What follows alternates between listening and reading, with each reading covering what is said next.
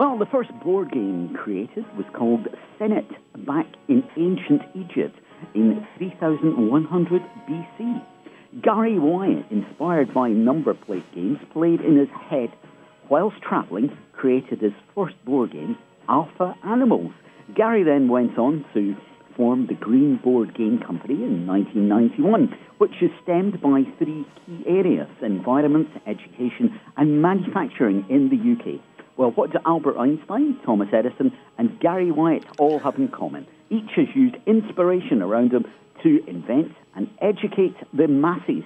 Many people think up ingenious ideas every day, objects to make life easier or to entertain, yet rarely transform them into a reality.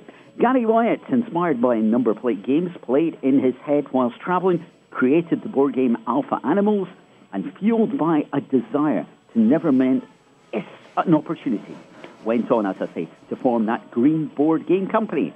With us here in the studio today to tell us more is Gary Wyatt. Gary, good morning to you. Oh, good morning, Graham. How are you? Gary, good morning to you. Good morning. Hi, how are you this morning, Gary? Really well. Yourself? Not bad at all. Gary, tell us then, what were your main inspirations to create the Green Board Game Company? Well, really, there's two things. I mean, one of the things you said in your intro was is having the idea for a game, and that was done in a traffic jam on the M25 and being very bored and making up words from letters on the number plates.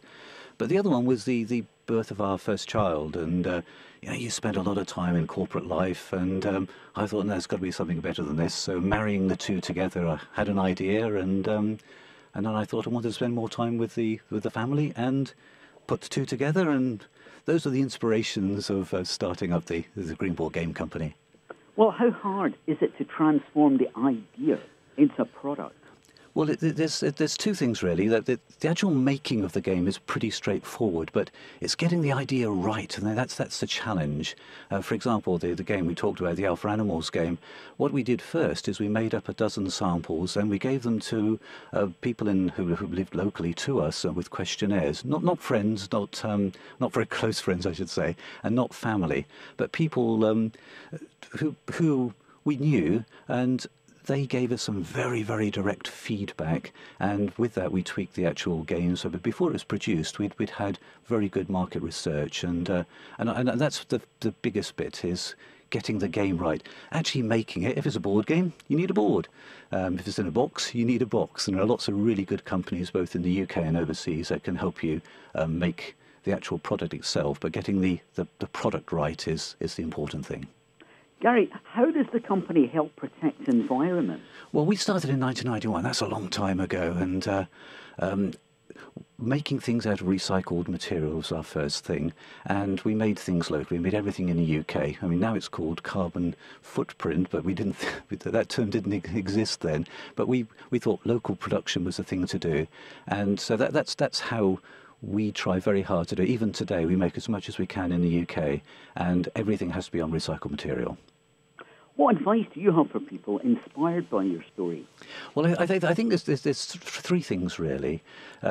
You've got to really want to do it, and if you do, it's no good trying to do it at 9 o'clock at night after a hard day at the office. If you really think you have a product that's actually going to work, then you really need to go for it. You can't be half pregnant. You really have to go for it full time. Obviously, you need your other half or your partner to support you doing it. So having that support and going for it full time, I think, is one of the things. The other thing, as I mentioned before, you've got to have a really good product. But thirdly, you've got to think locally. It's a big world out there. We've got the internet. We've got trade fairs which you go around the world. And our biggest range is called BrainBox, and we have that in 25 languages, in 25 countries, with 25 separate distributors. And we found most of those distributors by going to overseas fairs, and the British government is very, very good at helping you go overseas to exhibit. And that's what we did. And you can either license a product or find a local distributor to sell it for you. So there's really three strands. Get the product right, do it properly, and think globally. Those would be the three things I would actually say.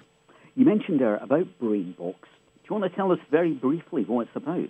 Yeah, BrainBox is a visual memory game, and so I'll tell you, I'll give you, if you can think about it this way, think of a map of France. Now, a map of France, in that map of France, you might have the capital Paris, you might have some things like a picture of the Arc de Triomphe or Brie cheese and the surrounding countries.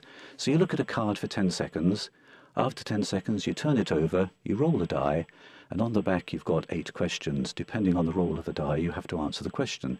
And it could be, what is the capital of, or what colour is the flag, or how many baguettes are shown. So it's a visual memory game, and it's very, very good for families of all ages to play, because it's not the brightest person winning, it's the most visually observant that wins.